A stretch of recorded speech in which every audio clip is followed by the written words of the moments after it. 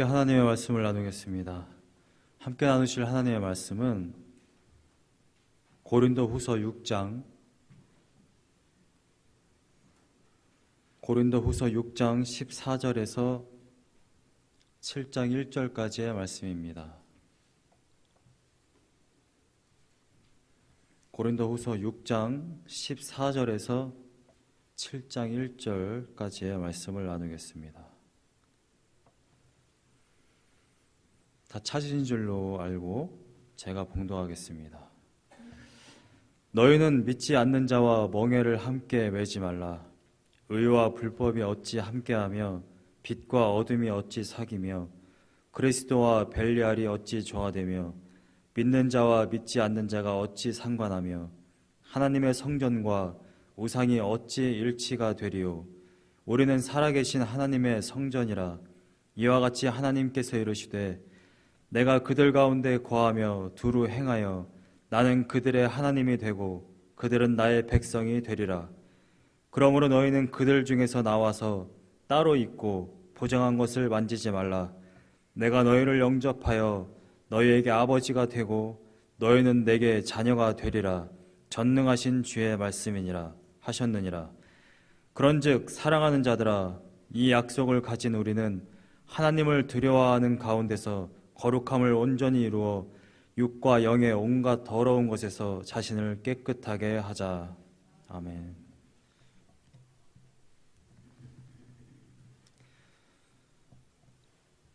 저는 요즘 치과를 다니고 있습니다. 이빨이 깨져가지고 그것을 치료하기 위해서 몇 주간 치과를 다니고 있습니다. 근데 치과를 갔는데 저는 빨리 깨진 이빨을 치료하고 싶은데 이 치과 의사분들은 저랑 마음이 좀 다른 것 같아요. 첫 번째는 엑스레이를 찍어주고 두 번째 갔을 때는 스케일링을 해줬습니다. 미국에서는 클리닝이라고 그냥 얘기하더군요. 아직까지 원래의 목적은 달성하지 못했습니다. 고통스러운 클리닝만 하다가 왔죠.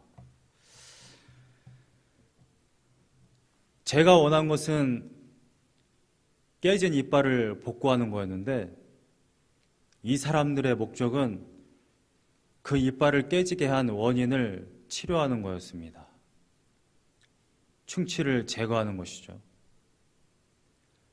우리가 몸에 어떤 상처가 났을 때도 가장 먼저 하는 일은 상처에 소독약을 바르는 것입니다.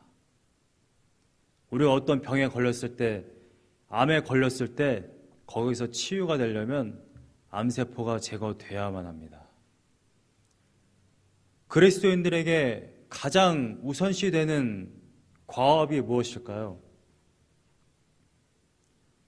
교회 나왔으면 교회 봉사, 구제하는 것, 헌금하는 것, 선교하는 것.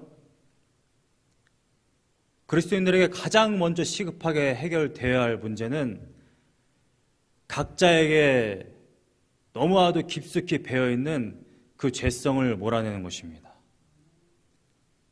우리 안에 있는 그 죄성이 몰아내져야 온전히 거룩함을 이룰 수 있습니다. 그래야지만이 하나님께서 원하시는 성도의 모습이 되고 하나님과 교제하기에 충분한 그러한 존재가 될 수 있는 것이죠. 여러분들 안에 모든 죄성을 몰아내고 하나님과 교제하는 그러한 거룩함을 이루는 은혜가 있기를 간절히 소망합니다. 오늘 본문의 14절을 보시게 되면 사도 바울은 우리가 어떻게 하여야 깨끗해질 수 있느냐, 우리 안에 있는 죄를 어떻게 하면 제거할 수 있느냐, 한 가지 방법을 제시합니다. 그것은 바로 14절에 나와 있는 대로 너희는 믿지 않는 자와 멍에를 함께 하지 않는 것입니다. 이것을 오해하면 마치 세상 사람들과 교제를 하지 말라는 것처럼 들릴 수 있습니다. 사도 바울도 마찬가지고 예수님도 마찬가지고 너희는 세상에 나가라라고 말하고 있습니다. 세상에 나가서 복음을 전파하고 그들을 변화시키는 그러한 일을 제자들이 해야만 하는 것이죠. 사도 바울은 지금 너희는 믿지 않는 자와 멍에를 함께 매지 말라, 사귀지 말라라고 말하고 있는 것이 아닙니다. 교제를 하지 말라는 것이 아니라 그들과 똑같은 세상적인 일들을 함으로 인하여서 하나님과의 구별된 그러한 거룩한 삶을 사는 데 방해되는 것을 하지 말라는 것입니다. 제가 고등학교 때 이렇게 쉬는 시간에 화장실을 가게 되면 분명히 날씨가 좋은데 화장실에 안개가 껴있어요. 대부분의 친구들이 화장실에서 쉬는 시간에 담배를 피우고 있는 겁니다. 모두가 다 담배를 필 때 안 필 수 있는 거는 정말 대단한 용기입니다. 근데 그런 애들은 거의 없어요. 제가 군대에 갔을 때도 군대는 과업을 하다가 10분간 쉬어라는 시간이 있습니다. 그 10분간 쉴 때 그 많은 군인들이 무엇을 하느냐? 가만히 앉아서 정말 햇볕을 쬐고 쉬느냐? 그렇지 않습니다. 쉰다라는 의미는 담배를 피며 정신적인 고통과 육체적인 고통을 제어할 때 그것을 정말 쉰다라고 말합니다. 그래서 대부분의 군인들은 담배를 다 펴요. 그 안에서 담배를 피지 않는 사람은 정말 대단한 건데 그런 사람을 저는 한 명도 보지 못했습니다. 적어도 제가 근무했던 부대에서는, 또 제가 있었던 고등학교에서는 모르겠습니다. 제가 화장실만 가서 그 아이들만 봐서 그랬는지 몰라도 저도 자연스럽게 담배를 피게 됐습니다. 담배가 정말 죽을 죄냐 이거를 말하고자 하는 것이 아니라 모두가 다 그러한 문화일 때 우리는 그 문화를 역행해서 그거를 안 할 수 있는 그러한 용기와 그러한 생각과 그러한 행동이 잘 나오지 않는다는 것입니다. 오늘의 본문은 사도 바울이 어떠한 배경에서 쓰여졌냐면 고린도 교회가 어떠한 곳에 세워졌느냐를 보시면 알 수 있습니다. 동쪽에는 갱그레아라는 항구가 있어요. 서쪽에는 또 다른 항구가 있습니다. 두 개의 항구를 통해서 많은 인종들, 상품들, 문화, 종교 이러한 것들이 굉장히 많이 활성화되어 있고 그러한 것들이 굉장히 많이 들어와 있는 상태입니다. 우상을 섬기는 신전만 해도 12개예요. 신전에는 항상 우상을 섬길 때는 신전 창녀들이 있습니다. 많은 술집, 많은 매춘을 하는 그러한 곳들. 고린도 지역에 많은 사람들이 너무나도 당연하게 매춘을 하고 방탕한 생활을 하고 우상을 섬기는 그러한 문화권에 있었다는 것입니다. 그러한 문화권 한 복판에 바로 고린도 교회가 있었던 것입니다. 사도 바울은 지금 이 말을 하고 있는 겁니다. 그렇게 음탕하게 살고 방탕하게 살고 우상을 섬기는 그들과 똑같이 행동을 하지 마라. 세상과 타협하지 마라. 너희들은 구별된 존재가 아니냐. 이것을 지금 고린도 교인들에게 말하고 있는 것이죠.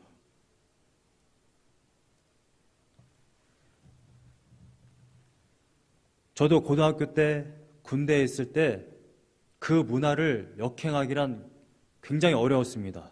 어려운 가장 큰 이유는 뭐냐면 내가 그것을 역행해야 하는 이유를 알지 못해요. 친구들이 다 담배를 피는데 부대 내에서 모든 대원들이 다 담배를 피는데 나는 왜 그걸 하지 않아? 그럴 이유를 찾을 수가 없습니다. 그러한 문화 속에 있으면 내가 누구인지 모르고 내가 왜 그것을 해야 하는지를 모르면 우리는 똑같이 그와 같은 죄를 범할 수밖에 없다라는 것이죠. 고린도 교회도 마찬가지입니다. 교회 문 밖을 나서면 또는 교회 안에서도 많은 성도들이 그와 같이 세상 사람들과 똑같은 죄를 범하고 있는 상황이었다라는 것입니다. 사도 바울은 세상 사람들에게 이 말을 하고 있는 것이 아니에요. 고린도 교회 안에 있는 성도들에게 이 말을 하고 있는 겁니다. 그들과 똑같은 일을 하지 마라. 자신을 깨끗하게 해라. 7장 1절을 보시게 되면 후반절에 이렇게 되어 있습니다. 하나님을 두려워하는 가운데서 거룩함을 온전히 이루어 육과 영의 온갖 더러운 것에서 자신을 깨끗하게 하자. 거룩함을 온전히 이루어라는 표현을 했을 때 사도 바울은 현재 분사로 표현했습니다. 이 말이 무슨 말이냐면 영어 성경을 보시게 되면 perfecting이라고 되어 있어요. ing가 붙어 있다는 것이죠. 예수 그리스도의 보혈로 죄가 씻겨졌으니 끝, 이것이 아니라는 것입니다. 예수 그리스도의 보혈로 죄가 씻겨진 것은 시초입니다. 시작이 되는 것이죠. 그 다음부터는 우리가 거룩함을 온전히 이루어야만 하는 것입니다. 계속해서 반복해서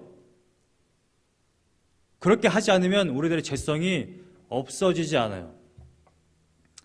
제가 2주 전에 말씀을 드렸습니다. 칭의라는 것은 예수 그리스도가 보혈로 말미암아 우리들을 의롭게 했다라고 말했을 때 우리는 정말로 본질상 의롭게 되었다라는 말이 아닙니다. 기독교에서 말하는 칭의라는 것은 죄인인데 예수 그리스도의 보혈로 덮어서 법적으로 너는 죄인이 아니다라고 하는 것입니다. 우리 2주 전에 나누었던 5장 14절과 15절을 보시게 되면 이러한 말씀이 있습니다. 그리스도의 사랑이 우리를 강권하시는도다. 우리가 생각하건대 한 사람이 모든 사람을 대신하여 죽었은즉 모든 사람이 죽은 것이라. 15절에 그가 모든 사람을 대신하여 죽으심은 살아있는 자들로 하여금 다시는 그들 자신을 위하여 살지 않고 오직 그들을 대신하여 죽었다가 다시 살아나신 이를 위하여 살게 하려 함이라. 대신하여라는 표현이 있어요. 원래는 우리가 죽어야 한다는 것이죠. 그것이 원래 본질상 맞다라는 것입니다. 그런데 하나님은 예수 그리스도를 대신 우리들의 죄를 대신하여서 십자가에 달려 돌아가시게 하였습니다. 그래서 6장을 시작할 때 사도 바울이 이렇게 이야기하고 있는 것입니다. 우리가 하나님과 함께 일하는 자로서 너희를 권하노니 하나님의 은혜를 헛되이 받지 말라. 은혜라는 것은 바로 이런 것입니다. 하나님이 당연히 우리를 구원해야 할 의무가 있어서 구원한 것이 아니라 우리는 죽을 수밖에 없는 죄인인데 우리를 구원했기 때문에 이것을 바로 은혜라고 말하는 것입니다. 우리들은 본질상 원래 사형에 해당하는 자들입니다. 로마서 1장을 보시게 되면 1장 28절부터 32절을 보시게 되면 이러한 말씀이 있습니다. 28절에 또한 그들의 마음에 하나님 두기를 싫어하며 이것이 원래 죄인들의 모습입니다. 하나님께서 그들을 그 상실한 마음대로 내버려 두사 합당하지 못한 일을 하게 하셨으니 29절에 곧 모든 불의, 추악, 탐욕, 악의가 가득한 자요 시기, 살인, 분쟁, 사기, 악독이 가득한 자요 수군수군하는 자요 비방하는 자요 하나님께서 미워하시는 자요 능욕하는 자요 교만한 자요 자랑하는 자요 악을 도모하는 자요 부모를 거역하는 자요 우매한 자요 배약하는 자요 무정한 자요 무자비한 자라. 그들이 이 같은 일을 행하는 자는 사형에 해당한다고 하나님께서 정하심을 알고도 자기들만 행할 뿐 아니라 또한 그런 일을 행하는 자들을 옳다 하느니라. 여기에 해당하지 않는 모습이 있습니까? 남을 비방하기 좋아하고 수군수군대고 교만하고 자랑하고 이것이 바로 우리들의 모습인 것이죠. 하나님의 은혜를 알지 못하면 내가 원래 죄인이었지만 하나님께서 그럼에도 불구하고 그리스도를 통하여서 나를 구원하셨구나라는 은혜를 알지 못하면 우리는 계속해서 이 모습으로 돌아갑니다. 아무리 설교를 많이 듣고 말씀을 아침부터 저녁까지 묵상을 해도 하나님의 은혜를 자꾸만 까먹으면 우리는 계속해서 그 죄성으로 돌아갈 수밖에 없다는 것입니다. 이것이 바로 우리들의 실존입니다. 너무나도 안타까운 우리들의 현실인 것이죠. 그래서 죽을 때까지 우리는 이 싸움을 할 수밖에 없는 것입니다. 사도 바울이 은혜를 헛되이 받지 말라 6장 1절에 말씀하고 난 이후에 오늘 본문에서 이렇게 말하고 있습니다. 너희들은 구별된 자다. 멍에를 함께 매지 말라. 그러면서 우리들의 실존을 이야기합니다. 5가지의 대조를 통해서 우리에게 말하고 있습니다. 14절에 의와 불법이 어찌 함께하며, 의와 불법은 함께할 수가 없다는 것입니다. 여기서 함께하며라는 것은 파트너십을 이야기합니다. 공동으로 어떤 장사를 할 때, 공동적으로 어떤 이익을 추구할 때 파트너십이라고 이야기하죠. 의와 불법은 파트너십을 할 수 없다는 것입니다. 빛과 어둠이 어찌 사귀며, 빛과 어둠이 어찌 사귀며라고 했을 때 이 사귀며는 코이노니아입니다. 코이노니아라는 이 헬라어의 뜻은 정말 친밀한 교제를 이야기해요. 보통 교회 내에서 성도들 간에 그러한 교제를 이야기할 때 이러한 표현을 씁니다. 15절에 그리스도와 벨리알이 어찌 조화되며, 벨리알이라는 것은 사단을 이야기합니다. 사회사본에서 이것은 악마의 왕이라고 표현을 했어요. 그리스도와 사단이 어찌 조화될 수 있겠습니까? 여기서 조화되며 라는 이 표현은 어그리먼트입니다. 한마디로 말해서 그리스도와 사단이 똑같이 같은 표를 던져서, 같이 찬성표를 던져서 어떠한 일을 승인하는 것, 이렇게 헬라어 서전은 정의합니다. 그리스도와 사단이 같은 마음을 가지고 어떠한 일을 승인할 수 있습니까? 그럴 수 없다라는 것입니다. 믿는 자와 믿지 않는 자가 어찌 상관하며, 믿는 자와 믿지 않는 자가 어떻게 상관을 할 수 있겠습니까? 상관이라는 것은 같은 표현입니다. 커먼, 공동의 이익을 위해서 우리가 함께 어떠한 일을 행하는 것을 이야기합니다. 16절에 하나님의 성전과 우상이 어찌 일치가 되리요. 그리스도와 벨리알이 조화될 수 없는 것과 같이 하나님의 성전과 우상이 어찌 일치가 되리요. 여기서 일치는 같은 표현입니다. 어그리먼트, 같이 동의하고 유니온, 연합하는 것을 이야기합니다. 어떻게 하나님의 성전과 우상이 연합을 할 수 있겠습니까? 하나님과 귀신이 어떻게 연합을 할 수 있겠습니까? 이것이 바로 그리스도인과 세상 사람들의 그러한 정확한 구별점을 사도 바울이 5개의 표현을 통해서 분명하게 말하고 있는 것입니다. 결정적으로 16절에 이어서 보시게 되면 성도를 이렇게 정의합니다. 사도 바울은 16절에 우리는 살아계신 하나님의 성전이라. 여러분들은 하나님의 성전입니다. 믿으십니까? 여기서는 단순히 그냥 우리는 교회야, 그냥 성전이야, 이러한 뜻이 아닙니다. 여기에 쓰여져 있는 원어적인 표현 나오스라는 곳은 그냥 예루살렘 성전 전체 혹은 성막 전체를 이야기하는 것이 아닙니다. 성막 안에는 여러 가지의 단계가 있죠. 가장 안쪽에 지성소가 있습니다.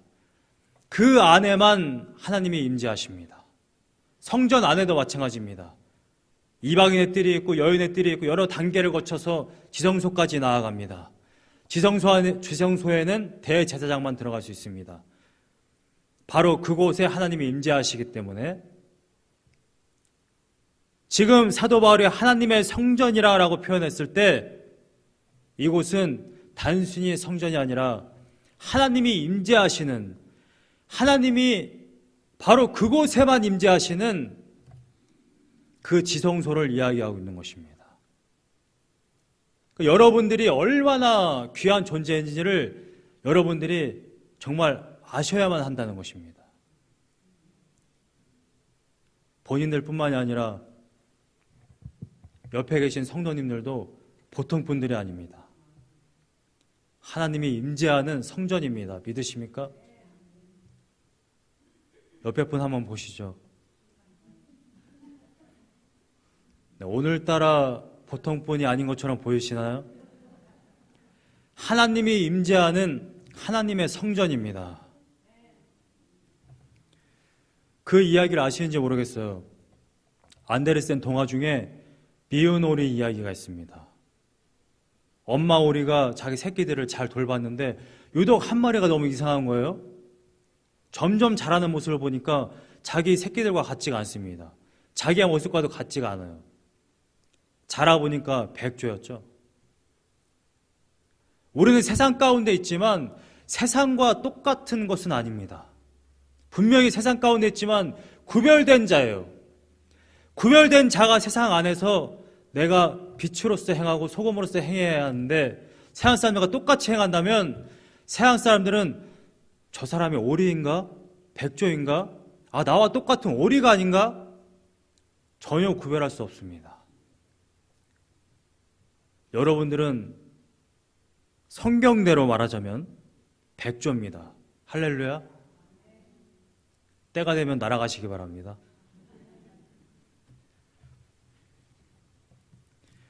이어서 16절에 사도 바울은 이렇게 이야기합니다. 내가 그들 가운데 거하며 두루 행하여 나는 그들의 하나님이 되고 그들은 나의 백성이 되리라. 이 말씀은 예레미야서를 인용한 겁니다. 예레미야서가 쓰여졌을 때 당시에 그 배경을 여러분들이 이미 아시죠? 구약 강좌를 통해서 여러분들이 다 배우셨습니다. 바벨론이 계속해서 침공을 하고 바벨론에 끌려가는 그러한 상황입니다.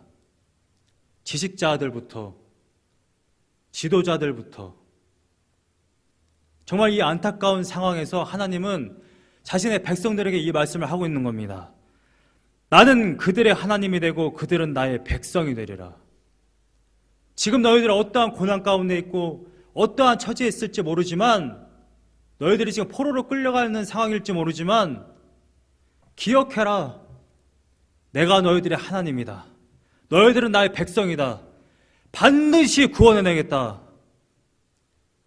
포로인 가운데 고난 가운데서도 하나님이 계속해서 지켜보고 있다는 것을 분명하게 말하고 있는 것입니다. 하나님은 하나님의 자녀들을 결단코 그냥 두시지 않습니다. 여러분들의 부모로서 자녀들을 돌보듯이 하나님은 자녀들을 결단코 그냥 두시지 않는다는 것입니다. 이것이 바로 자녀된 권세입니다. 18절에 그래서 같은 이야기를 반복합니다. 호세아서를 인용한 것인데 너희에게 아버지가 되고 너희는 내게 자녀가 되리라. 전능하신 하나님의 말씀이니라. 사도 바울이 이야기하고 있는 것이 아닙니다. 전능하신 하나님께서 친히 말씀하시기를 너희에게 아버지가 되고 너희는 내게 자녀가 될 것이다. 이것이 바로 하나님께서 말씀하신 약속인 것입니다. 믿으십니까?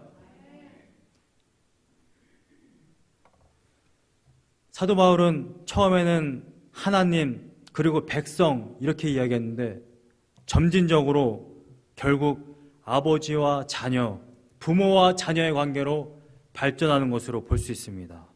단순히 멀리 있는 어떤 하나님, 그리고 나는 그분의 백성이 아니라 이제 하나님은 바로 나의 아버지가 되시고 여러분들은 그의 자녀라는 것이죠. 이것이 바로 우리가 세상 가운데 구별되게 거룩하게 구별되게 살아야 하는 이유인 것입니다. 결정적으로 7절에 결론적으로 이렇게 이야기합니다. 사도 바울이 그런즉 영어로는 therefore 이어집니다. 사랑하는 자들아 이 약속을 가진 우리는 하나님을 두려워하는 가운데서 거룩함을 온전히 이루어 육과 영의 온갖 더러운 것에서 자신을 깨끗하게 하자. 그런즉 사랑하는 자들아 이 약속을 가진 우리는 어떤 약속입니까? 바로 16절부터 18절까지 나오는 나는 너희의 하나님이 되고 너희는 나의 백성이 되리라. 나는 너희의 아버지가 되고 너희는 나의 자녀가 되리라 하는 이 약속의 말씀을 이야기하고 있는 것이죠. 사실 이 약속이 없었다고 한다면 또 6장 1절에 이미 사도 바울이 언급한 것처럼 하나님의 은혜를 사도 바울이 이야기하지 않았다고 한다면 우리는 우리 자신을 깨끗하게 해야 하는 그 동기를 찾을 수가 없습니다. 우리 그리스도인들은 사실 하나님의 말씀을 받고 아우 됐어, 하나님의 말씀이고 나는 나지, 이렇게 생각하는 분들은 거의 없습니다. 하나님의 말씀을 받고 나도 정말 저렇게 되고 싶어, 나도 정말 변화되고 싶어. 근데 문제는 어떻게 변화해야 하는지를 알 수가 없는 것이 바로 우리들의 문제인 것입니다. 나도 변화하고 싶지, 나도 이 성격 바꾸고 싶지, 나도 이 죄악에서 벗어나고 싶지, 똑같은 죄 어제도 지었는데 오늘 또 지어, 나도 이 죄를 벗어나고 싶어. 그런데 도대체 어떻게? 이것이 항상 우리들의 물음이고 우리들의 안타까운 현실인 것이죠. 요한복음 14장 15절을 보시게 되면 이러한 말씀이 있습니다. 너희가 나를 사랑하면 나의 계명을 지키리라. 우리가 왜 죄를 떠나지 못하는지 아십니까? 알게 모르게 우리는 죄를 너무 사랑하기 때문입니다. 제가 말씀드린 바 있죠. 제가 정말 오랜 세월 동안 담배를 폈는데 어느 날 내가 하나님보다 담배를 먼저 찾는다는 것을 깨닫고 난 이후에 딱 한 번 기도했습니다. 담배를 끊게 해주십시오. 그 다음 날부터 담배를 못 폈어요. 구역질이 너무 나서. 근데 제가 그때 깨달은 게 있습니다. 내가 지금까지 살아오면서 한 번도 담배를 끊게 해달라고 기도한 적이 없구나. 제가 몇 번이나 말씀을 드렸죠. 돈을 사랑하면 주님, 돈을 사랑하지 않게 해주세요 기도하지 않습니다. 우리가 정말 사랑하는 죄가 있습니다. 주님, 이 죄에서 벗어나게 해주세요. 절대 하나님께 기도하지 않습니다. 하나님의 말씀은 듣고 또 하나님의 말씀을 묵상하기는 하지만 여전히 죄를 여기 딱 놓고 이걸 하나님께 올려드리지 않아요. 저는 여기 계신 모든 여러분들이 여러분들 가운데 어떠한 죄가 있든지 간에 그 죄보다 예수님을 더 사랑하기를 간절히 소망합니다. 우리가 죄를 떠날 수 있는 이유는 하나밖에 없습니다. 죄보다 예수님을 사랑해야 합니다. 근데 예수님을 어떻게 사랑합니까? 죄가 사랑스러운데. 지난주에 나눈 말씀 중에 첫 절에 이런 것이 있습니다. 요한복음 15장 1절에 나는 참 포도나무요 너희는 가지니 너희가 나를 떠나서는 아무것도 할 수 없음이라. 기독교의 신앙은 어떻게 보면 굉장히 편합니다. 하나님께서 하시고 하나님께서 이루십니다. 할렐루야. 이러한 말씀을 들은 어떤 이들은 이렇게 말하죠. 하나님께서 다 하시니까 난 가만히 있어도 되겠네. 그건 정말 그리스도인이 아닌 자입니다. 정말 그리스도인이라면 그리스도의 은혜를 받고 그런 말을 할 수가 없습니다. 어떤 하이퍼 칼빈주의자가 저 침신에도 있었는데 그런 대학원생 형님이 계셨어요. 어차피 하나님이 다 하시는데 누릴 때 누리자, 사창가도 가고 남들과 동거할 때도 동거하고 담배도 피고 담배를 피고서 당당하게 신학교에 들어옵니다. 냄새가 다 나요. 죄에 대해서 굉장히 당당합니다. 이거는 기독교의 신앙이 아닙니다. 아무리 우리가 은혜를 선포한다 할지라도 그렇게 말할 수가 없는 것입니다. 혹 우리가 우리들의 죄성 때문에 은혜를 너무 강조하면 이렇게 살 수밖에 없지 않습니까? 누군가가 말한다 할지라도 저는 은혜를 선포할 수밖에 없습니다. 왜냐하면 성경이 그것을 말하고 있기 때문에.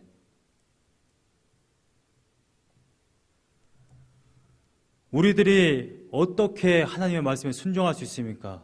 너는 이렇게 살아라, 기도해라, 사랑해라, 죄를 짓지 마라, 깨끗하게 해라, 네 알겠습니다, 기계적으로 네 알겠습니다 한다고 해서 그렇게 살 수 있는 것이 아니라는 것입니다.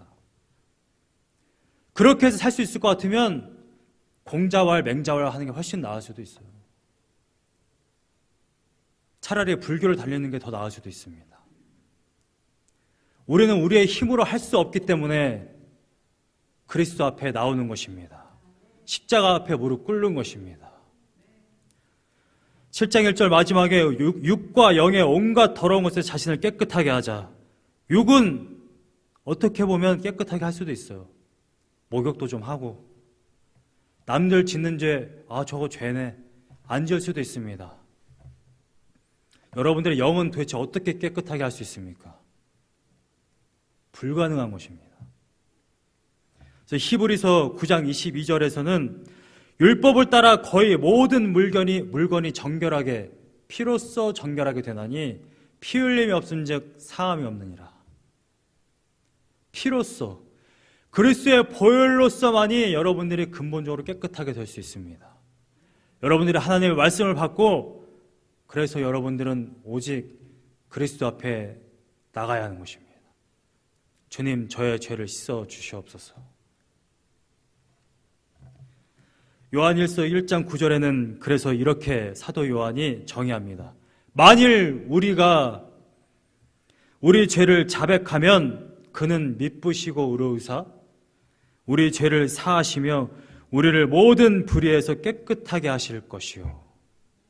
우리들의 문제는 하나님 앞에 나와서, 십자가 앞에 나와서 무릎 꿇지 않았기 때문에 문제인 것이지,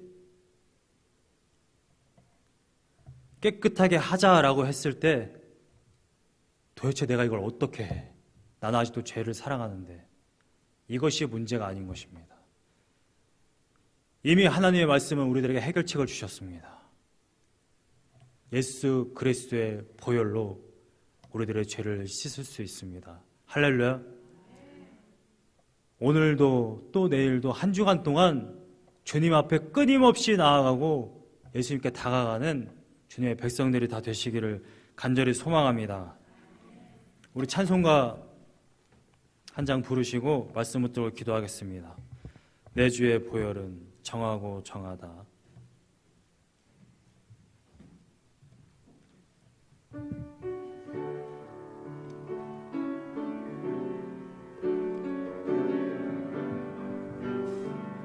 내 주의 보혈은, 내 주의 보혈은 정하고 정하다.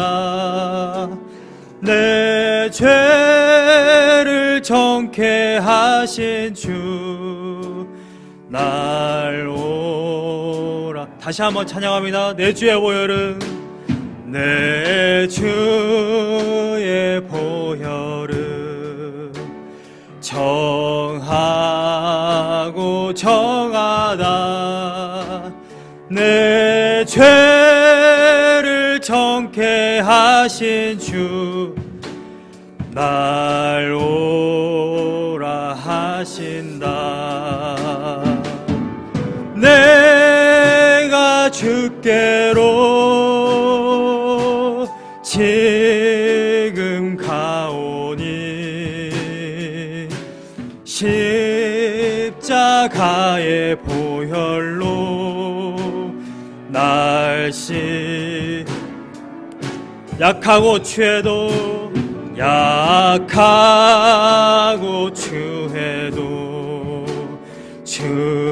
주께로 나가면 힘 주시고 내 추함을 곧 씻어 주시. 내가 주께로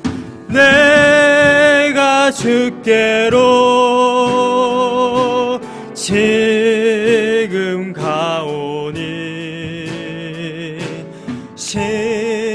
십자가의 보혈로 날 씻어 주소. 약하고 취해도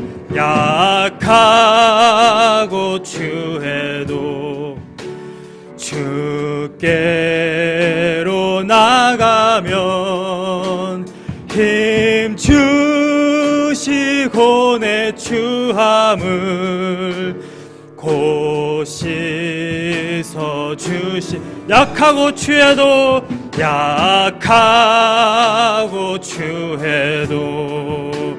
주께로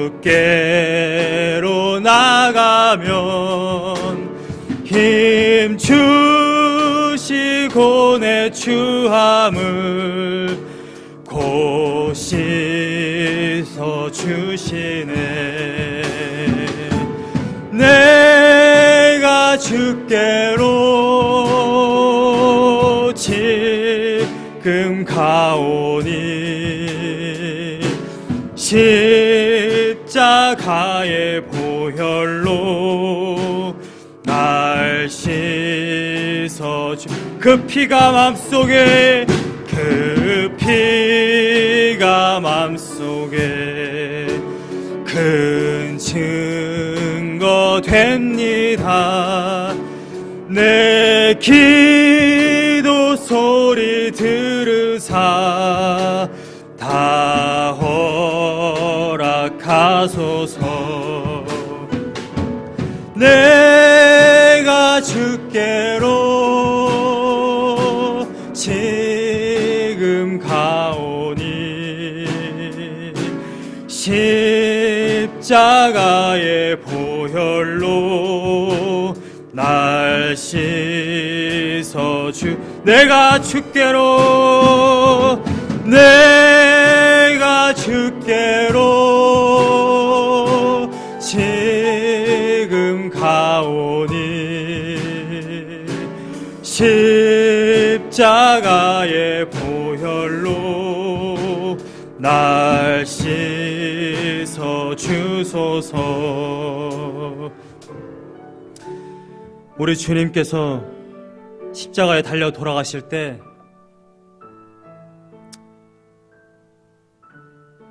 그냥 할 일 없어서 십자가에 달려 돌아가신 것이 아닙니다. 예수님께서 이 땅에 오셔서 3년 동안 공생의 일을 행하셨지만 결국 마지막 클라이막스에 십자가에 달려 돌아가신 이유는 우리들의 죄를 대신해서 대속하기 위하여서, 속량하기 위하여서 십자가에 달려 돌아가신 것입니다. 우리들은 이 은혜를 붙잡고 나아가야 할 줄로 믿습니다.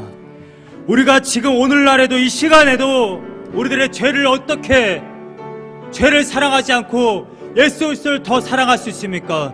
어떻게 그 죄의 자리를 떠날 수 있습니까? 오직 예수 그리스도의 보혈로 말미암아, 오직 예수 그리스도의 그 보혈의 그 은혜를 생각할 때에 우리는 그 자리를 박차고 일어날 수 있는 것입니다. 이 시간 우리들의 마음속에 다시 한번 예수 그리스도의 그 은혜를 풍성하게 부어주시옵소서. 내가 죄악의 자리를 떠나기 원합니다. 주님 아버지, 우리를 불쌍히 여겨 주시옵소서. 우리 합심하여서 뜨겁게 기도하겠습니다. 할렐루야.